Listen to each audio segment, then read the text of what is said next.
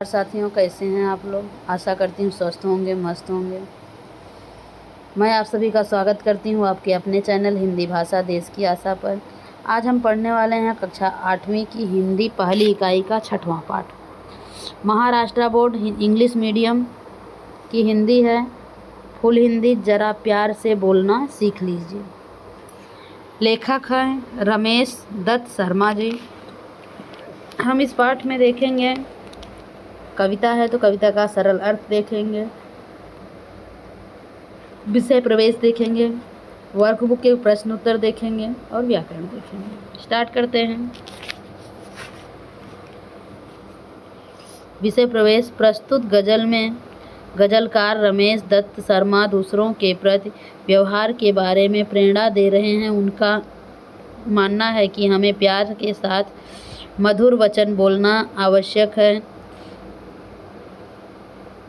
आवश्यकता के समय अवश्य बोलना, कुछ भी कहने से पहले बात पर विचार करना आदि गुणों को सीखना चाहिए। कविता का सरल अर्थ देखेंगे अब हम।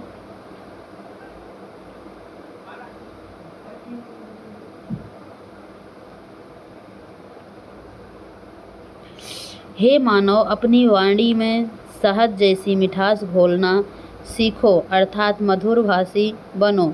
तुम दूसरों के से मीठे शब्दों में हो तभी बोलो। अनेक अवसरों पर आवश्यकता नहीं होती तब भी हम सलाह मशवरा दिया करते हैं। दोस्तों, चुप रहने के अनेक लाभ हैं। ऊर्जा बचती है, समय बचता है।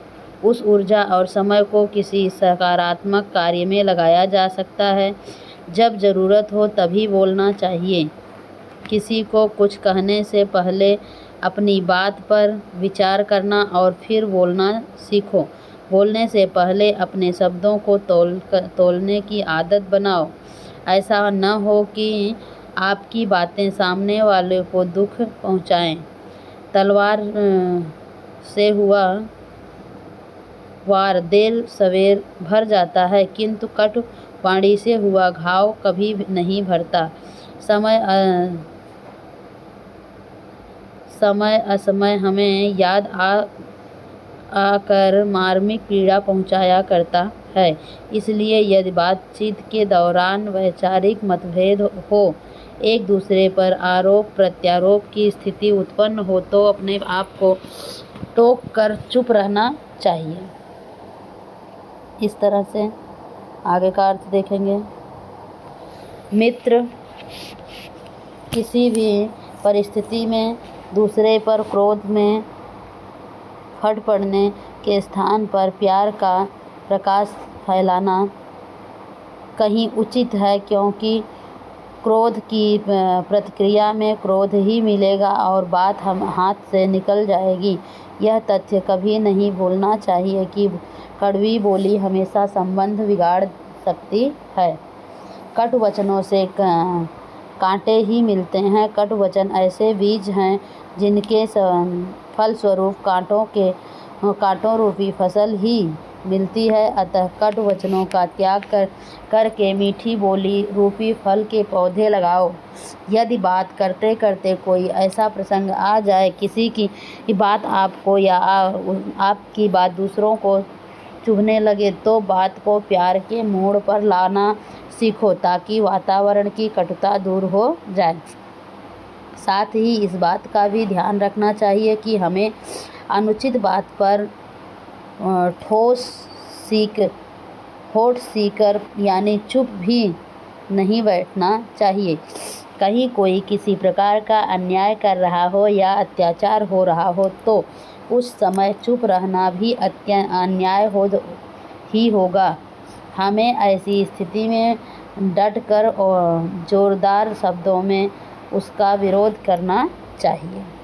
ये हो गया अर्थ। अब देखेंगे कृति स्वाध्याय एवं उत्तर। कृति स्वाध्याय नंबर 1।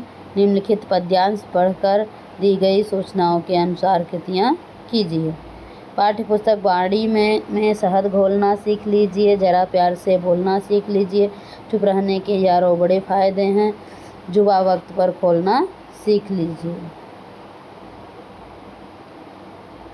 ये है हमारा पैराग्राफ। आगे देखेंगे प्रश्न उत्तर। पहला प्रश्न है कृति नंबर 1 आकलन प्रवाह तालिका पूर्ण कीजिए। कवि ने इन बातों को सीख लेने को कहा है। कौन कौन सी 4 बातें हैं? पहला आंसर है वाणी में शहद घोलना, दूसरा है प्यार से बोलना, तीसरा है ख्यालों का खुद तोलना, अपने आप को टोक कर ऊर्जा की बचत होती है, समय की बचत होती है, मनुष्य होने की संभावना कम होती है।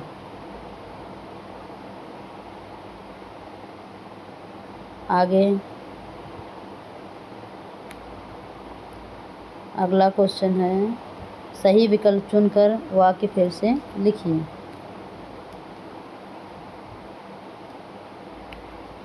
दूसरा क्वेश्चन है कवि ने इन बातों को सीख लेने का कहा है। आगे हमने देखा कौन कौन सी बातें हैं, देखेंगे। चुप रहने के यार के 4 फायदे बताने हैं। कविता में आए इस अर्थ शब्द लिखिए। कविता में आए इस अर्थ के शब्द लिखिए। किसका? मधु और विचार।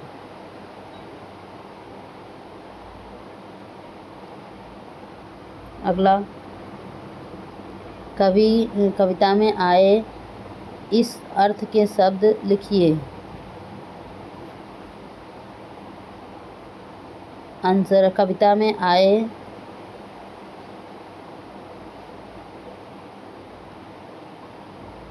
आंसर है कवि ने इन बातों को सीख लेने को कहा है। कौन कौन सी बातों को? वाणी सीखना,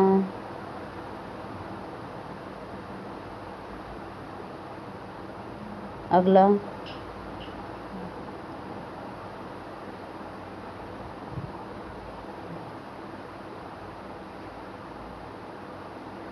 क्वेश्चन है सही विकल्प चुनकर वाक्य फिर से लिखिए।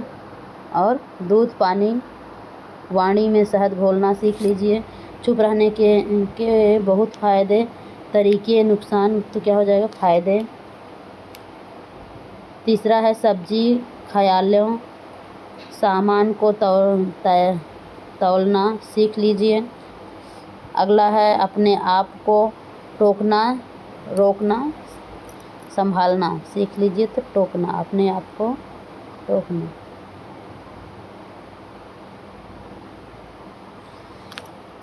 अगला है आंसर देखो। पहले का आंसर है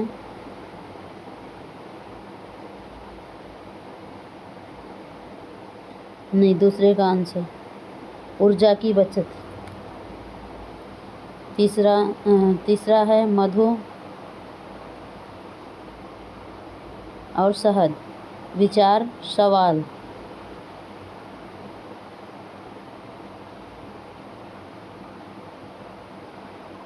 तीसरा है मधु, शहद, विचार, ख्याल। वाणी में शहद घोलना सीख लीजिए। चुप रहने के यारों बहुत फायदे हैं।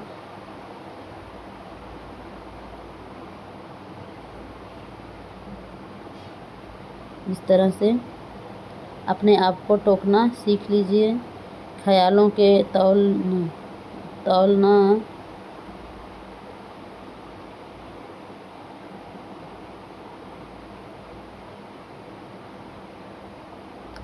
इस तरह से ख्यालों को तौलना।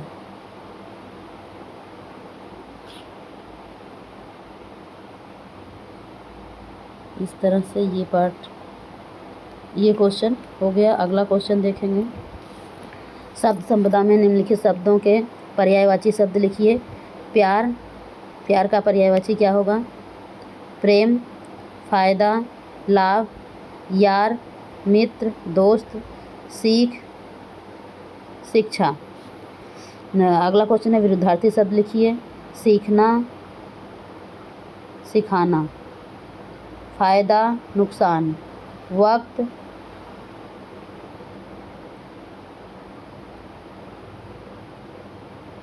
अगला क्वेश्चन है निम्नलिखित शब्दों के पर्यायवाची शब्द लिखिए।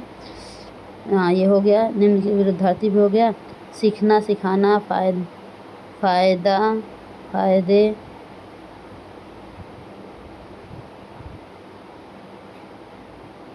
अगला क्वेश्चन है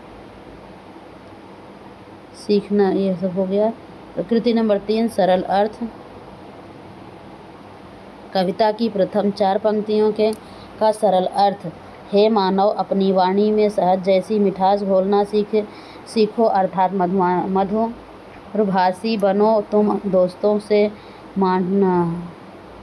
मीठे शब्दों में बात करो। जब भी बोलें। कृति नंबर 2 निम्नलिखित पद्यांश पढ़कर दी गई सूचनाओं के अनुसार कृतियाँ कीजिए। अगला है पटाखे की तरह फटने से पहले रोशनी के रंग घोलना सीख लीजिए। कटवचन तो सदा बोलते हैं, कटी मीठे बोली के समान रोपना सीख लीजिए।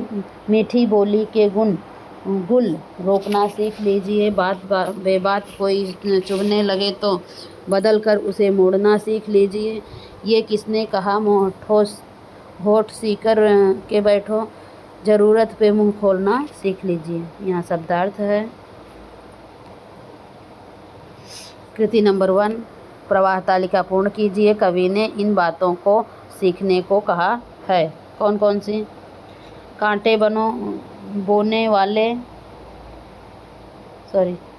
उत्तर है यहाँ पे। रोशनी के रंग घोलना सीख लीजिए। मीठी बोली के गुल रोपना सीख लीजिए। अप्रिय बात बदल कर मोड़ना सीख लीजिए। ज़रूरत पर ही मुंह खोलना। दूसरा क्वेश्चन है, उत्तर लिखिए। कांटे बोने वाले, कटवचन। दूसरा है चुभने वाली बात बोलना, बात बेबात, फटने वाले, पटाखे की तरह। तीसरा है कड़वे, कटु, आवश्यकता, ज़रूरत। कटुवचन सदा काटे ही बोते हैं, सत्य है। रोशनी के रंग फैलाना सीख लीजिए, सत्य है। होठ सिलकर बैठना अच्छा है, असत्य है। ज़रूरत के समय बोलना सीखो, सत्य है। कृति नंबर 2 शब्द संपदा। निम्नलिखित शब्दों के विलोम शब्द लिखिए। कांटे, फूल। ज़रूरत, रोशनी, अंधेरा। मीठी, कड़वी। यहाँ देखो आंसर है।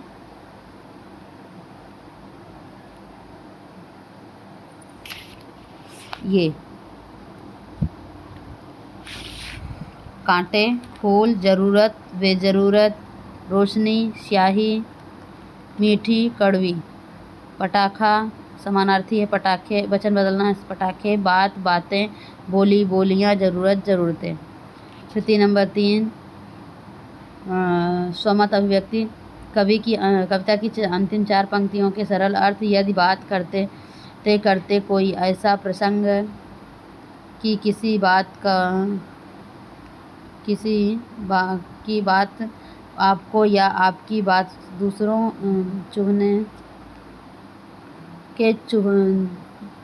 चुभने लगे तो बात को प्यार से के मोड़ पर लाना सीखो, ताकि वातावरण की कटुता दूर हो जाए। साथ ही इस बात का भी ध्यान रखना चाहिए कि हमें अनुचित बात पर होठ सिलकर यानी चुप भी नहीं बैठना चाहिए। कहीं कोई किसी प्रकार का अन्याय कर रहा हो या अत्याचार हो रहा हो तो उस समय चुप रह जाना भी अन्याय ही होगा। हमें ऐसी परिस्थिति में डट कर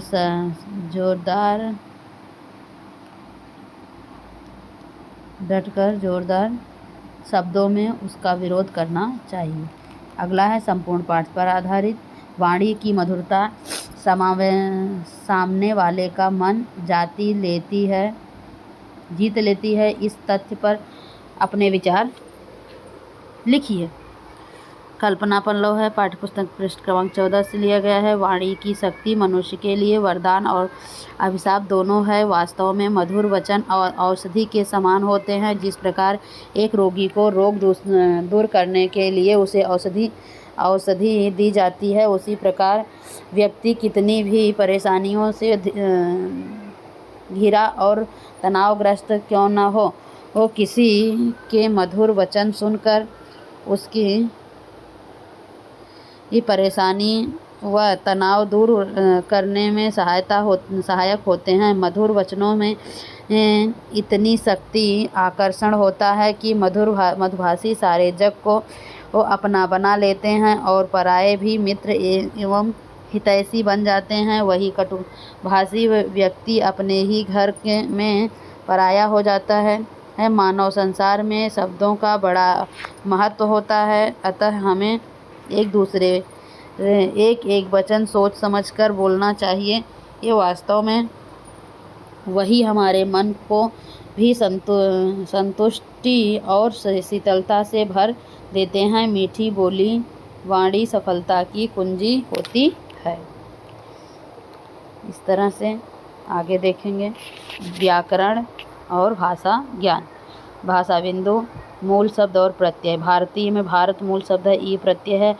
आस्थावान में आस्था मूल शब्द है, वान प्रत्यय है। व्यक्तित्व में व्यक्ति मूल शब्द है, त्व प्रत्यय है। स्नेहिल मतलब में स्नेह मूल शब्द है, इल प्रत्यय है। इसके बाद उपसर्ग देखेंगे। बेबात में वे उपसर्ग है, बात शब्द है, मूल शब्द है। निरादर निर उपसर्ग है, आदर मूल शब्द है। प्रत्येक प्रति उपसर्ग है और एक मूल शब्द है। सुयोग में सु उपसर्ग है और योग मूल शब्द है। बोर्ड की कृतियों के अनुसार भाषा अध्ययन व्याकरण की कृतियाँ देखेंगे। सूचना के अनुसार कृतियाँ कीजिए। शब्दभेद, अधोरेखांकित शब्दों का शब्दभेद पहचान कर लिखिए। क्रोधी की प्रतिक्रिया में क्रोध ही मिलेगा। क्या है? भाववाचक संज्ञा। दूसरा है एक दूसरे पर आरोप प्रत्यारोप की स्थिति उत्पन्न हो तो अपने आप को टोक कर चुप रहना सीखो। तो क्या है? अपने आप को निजवाचक सर्वनाम। सहायक क्रिया, निम्नलिखित वाक्यों में से सहायक क्रिया छांटकर या पहचान कर उनका मूल रूप लिखिए। हमें अनुचित बात पर होठ सीलकर भी नहीं बैठना चाहिए। दूसरा है ऐसी हालत में बात हाथ से निकल जाएगी। उत्तर चाहिए, चाहना, जाएगी, जाना। विराम चिन्ह, निम्नलिखित वाक्यों में यथास्थान उचित विराम चिन्ह लगाकर वाक्य फिर से लिखिए। यह पहला है, हे मानव, अपनी वाणी में शहद जैसी मिठास घोलना सीखो। वाक्य शुद्धिकरण, निम्नलिखित वाक्य शुद्ध करके लिखिए। बोलने से पहले अपने शब्दों को तोलने की आदत बनाओ। दूसरा है, कड़वी बोली हमेशा संबंध बिगाड़ती ही है। बोलने से पहले अपने शब्दों को तोलने की आदत बनाओ। दूसरा, कड़वी बोली हमेशा संघर्ष बिगाड़ती ही है, हमेशा संबंध बिगाड़ती ही है। उपयोजित लेखन, यातायात की समस्याएं एवं उपाय विषय पर अपने निबंध लिखिए। यातायात की समस्याएं।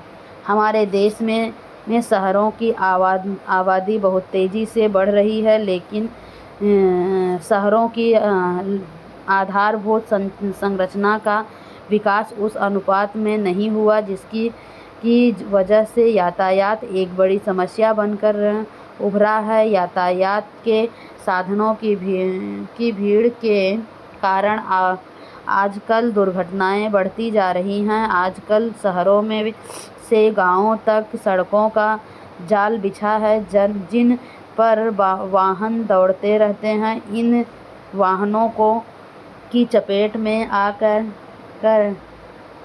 आए दिन बहुत से लोग मारे जाते हैं। वाहनों का धुआं लोगों की सांस के साथ उनके फेफड़ों में जाता है, जिसके कारण श्वास संबंधी बीमारियां दिन प्रतिदिन बढ़ती जा रही हैं।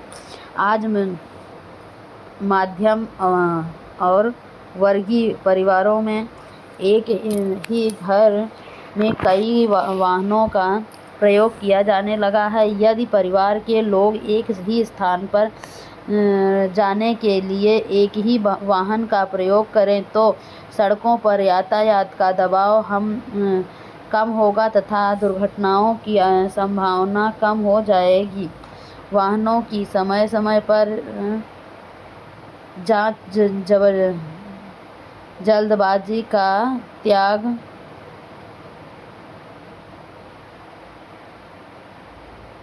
सड़क सुरक्षा संबंधी नियमों की जानकारी, उनका पालन, यातायात पुलिस की जागरूकता से यातायात की समस्या पर कुछ सीमा तक नियंत्रण पाया जा सकता है। वैसे इस वीडियो को यहीं समाप्त करते हैं। धन्यवाद। अच्छा लगे तो लाइक करें, शेयर करें और सब्सक्राइब करें।